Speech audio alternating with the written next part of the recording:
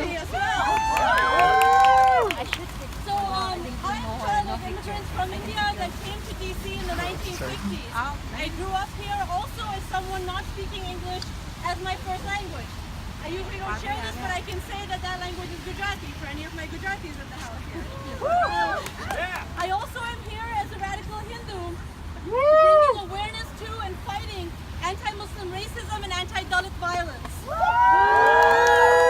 And I want to connect three really important points as we're standing here in my district, hopefully soon to be state, about what is happening here locally and how that connects overall to the country. Here in DC, we're organizing with our local immigrant communities to make sure that we can claim our rightful place. Islamophobia, anti-Muslim racism, homophobia, transphobia, attacks on the poor working class, misogyny and anti-black racism, all of these things are of course connected and they're not mutually exclusive. Rather, they are taken together as tools of white supremacy to attack us and to prevent us from being able to claim our rightful place. So can you tell me what you're doing here today?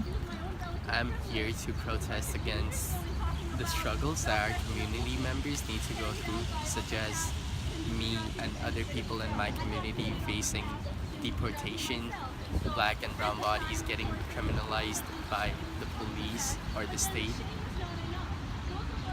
LGBTQ people having their rights snatched away from them. I'm here to protest all of those injustices.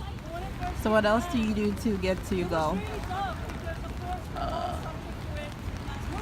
I'm a member and a youth leader at a membership-based grassroots organization called DRUM. And what we do is we take members of marginalized or impacted communities and we build leadership within the community.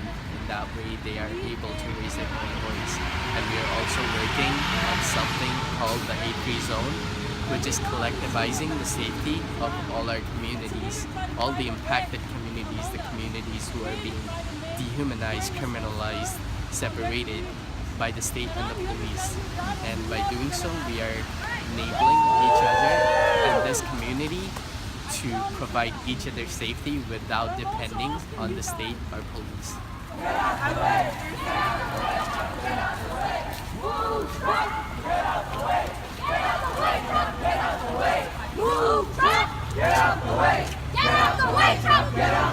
If we don't get it, shut it down! If we don't get it, shut it down! Move, Trump! Get out the way! Get out the way, Trump! Get out the way! Move! Hello, so what are you guys doing here today? So we're with SAALT, which is South Asian Americans living together, and we're here to talk, essentially advocate for racial justice, not only for ourselves, but for all marginalized communities. And what do you guys hope to achieve today? I think one of the things that for me is like creating transformative change. So how are we finding a place, rather than fighting for seats at the table, which is a lot of what a lot of people's activism looks like, but how are we creating a brand new table with infinite seats and for everyone to be present and to be engaged with everything that they need and have those needs fulfilled. And what else do you guys do to achieve your goal besides from a protest and anything else? There's so many things. I mean, no movement is monolithic, right? And so direct action such as protest is only one thing, but some people do all the back work of like planning these things. Other people are doing researching to finding like statistics, because you know white people love statistics, and so like getting the statistics to show the violence in our communities. Other people are making policy changes. So many people are doing public health work, social work. All of these things are really important in creating that kind of change. And so there's a lot of things going on, and I think we all participate in all those things differently. And I think protest is only one of those forms. But I do think it's a really effective form. So when do you guys think you will find success? I'm not sure. I don't know. I don't know how to answer that question. Yeah, I think it's hard to put Like a prediction or a when time it'll happen, because I think it's continuous.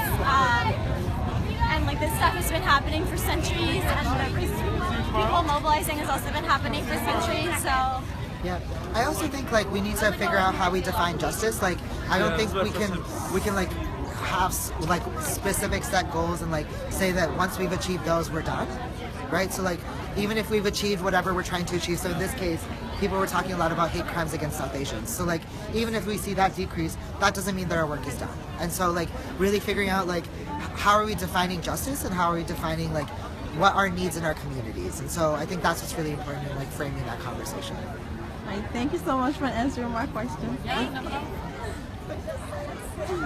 Oh, okay.